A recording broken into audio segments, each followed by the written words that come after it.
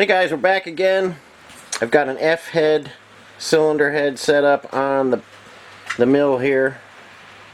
I don't have this one on jacks.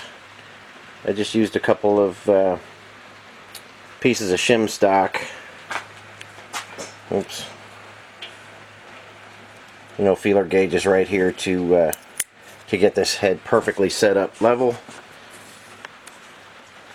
And that first pass, having some trouble here with the focus. That first pass was 1/1000th, and it almost cleaned up the entire head.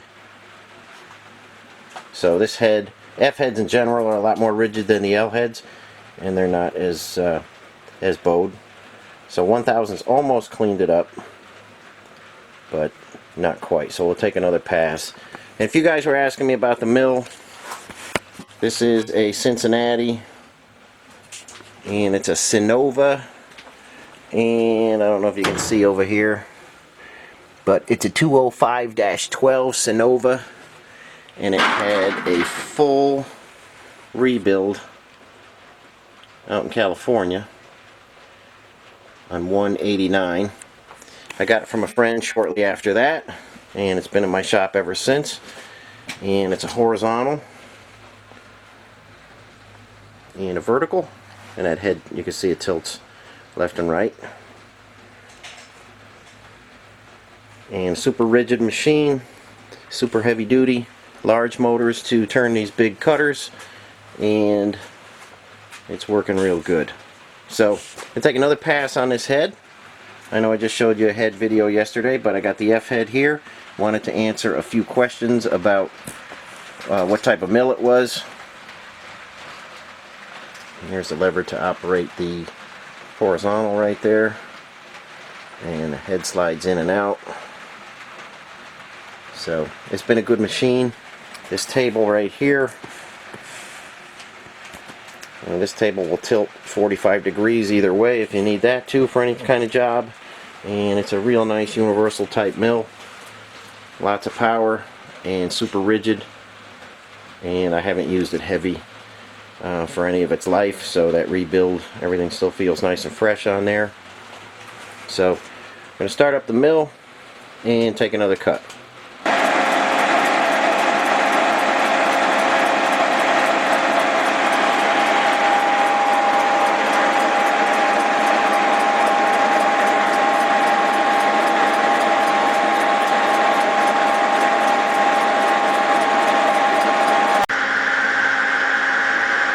Okay guys, here's that second head.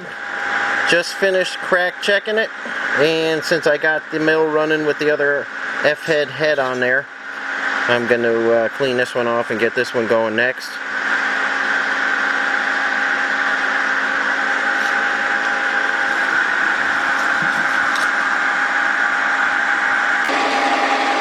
Okay guys, I got Matt helping me here. He's learning how to use the mill. I'm going to zip that table over. There's the rapid traverse on that.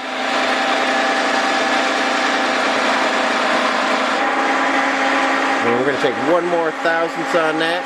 Matt's going to set it up, and he is going to take one more thousandths. We're going to be at 3 thousandths, I think, to clean this head up. And it's real good. It's a real flat head to start with.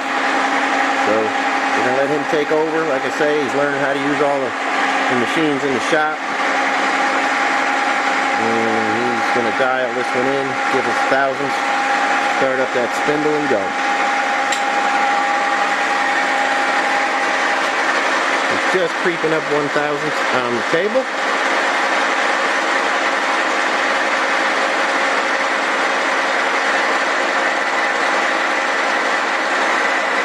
Got it, Matt? Start up that spindle and throw it in gear.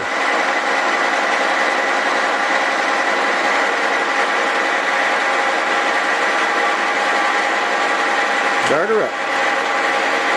Okay, start the feed. To the right.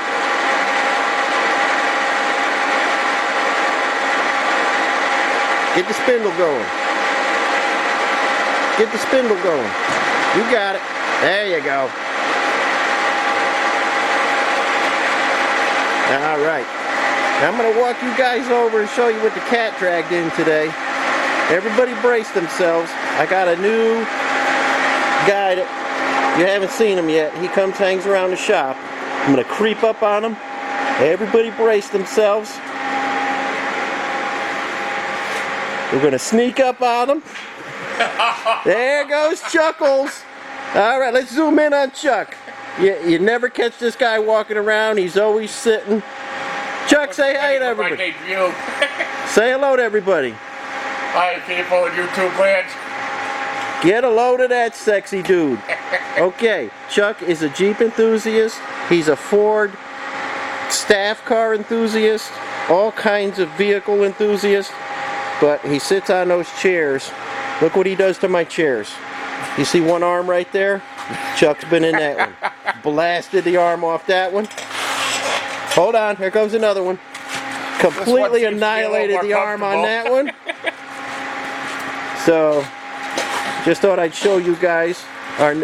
He's not a new addition, but he hasn't been on film yet. And he promises he's going to bring over some more characters one of these days.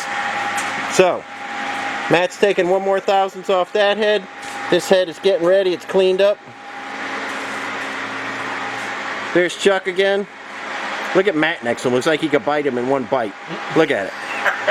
Alright. So, a couple guys in the shop helped me out today. I'll be right back with you to show you the finished head. And we'll jig this second one up. Okay guys. That is our third cut. It's 3 thousandths taken off this head. And it is absolutely perfect.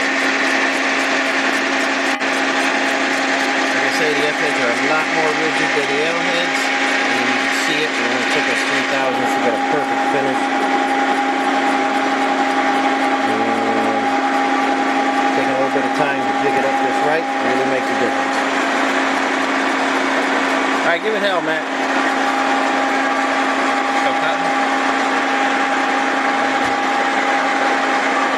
Okay, that head is done. So we'll get the other one, get this one off the mill, get the other one on the mill. Okay guys, after a bunch of time on the mill, there are our 3 heads. And on this last head I was doing, we cut down on this side. This head was warped pretty bad. So right in these 2 water jackets, I thought I could just pick up the evidence of some slight cracks. So I'm just going over it right now again. I'm going to do another crack check to make sure if it's just the way the cast iron looks or if there's actually a couple cracks there. I don't know. But I'm going to let those sit. Let that penetrant soak in for half an hour. And come back and I'll show you what I find. But right now, we've got to make some U-bolts. Those axles are ready to go in the chassis. And the chassis is hanging on the lift right there. Springs are dangling. So, I've got to get some... I've got 3 of the front U-bolts and 1 of the back U-bolts, but I'm going to quick make up some so I can get these axles hung in there, and I'll show you how that goes. Go ahead. You ready? Okay guys, we're making some U-bolts, putting some threads on it in the rigid 535 bender, and we're just cutting some half 20 threads right now. It takes about 3 inches of thread on these, and we thread them before we bend them.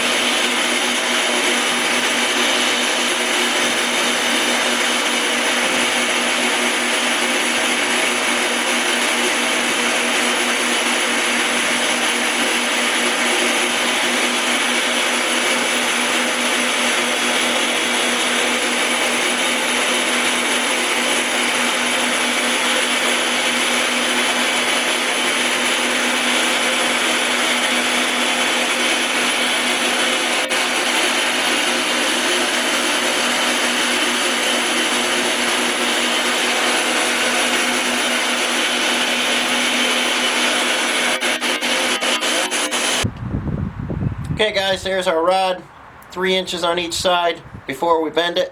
That's what they're going to look like coming out of the threading machine. Nice clean threads on there.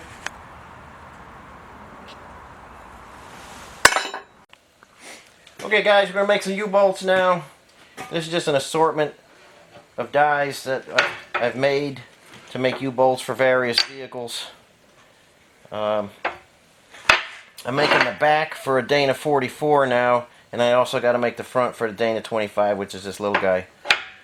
This was for some U-bolts on the snowblower Jeep with a Dana 70 in it. That one. And that was another one for the Dana 70. But you can just make these. This is just a standard Hausfeld bender. The material I'm using for these U-bolts, the original stuff was 7/16 diameter. I think that's a little light. I always make mine out of 1/2 inch and just open the holes up a little bit. This is 1144 steel, often called stress-proof steel. Sold by Niagara way back when, and they named it stress-proof. But you can get it by the number 1144. It's very strong and it threads extremely well.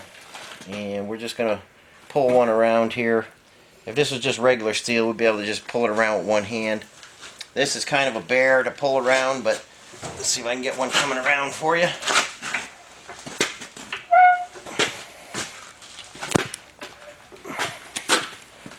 Okay, let me close it up a little bit more.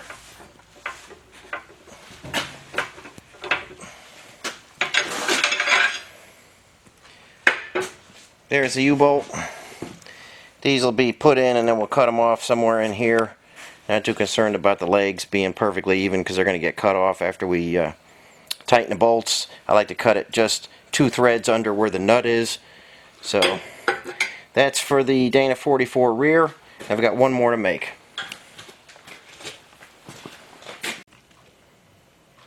Okay guys, there's the finished U-bolt just hanging on the axles. I'm not sure if I'm going to get the axles in today or not. But there they are. The front here had its, I had the correct ones for the front. And so I used the originals. I made one over here. But that's what they look like. Like I say, they're a very high quality steel. Much better than anything you could buy in the store. And they will last a very long time. These little originals, they just make those out of anything. You can bend those with your bare hands. But 1144 is pretty stout stuff. And they'll make some good U-bolts. So I'm going to head over to the bench again and check that head one last time and see what those marks look like. And I'll take you over there and show you that next. Alright guys, just a little bit longer on this video. I don't want to make it too long or anything. I know I went over a few things that I've already gone over. But since I started this engine rebuild series, I've heard from so many guys with horror stories about some of their engine machining problems. They've taken their engines to shops and have been very disappointed.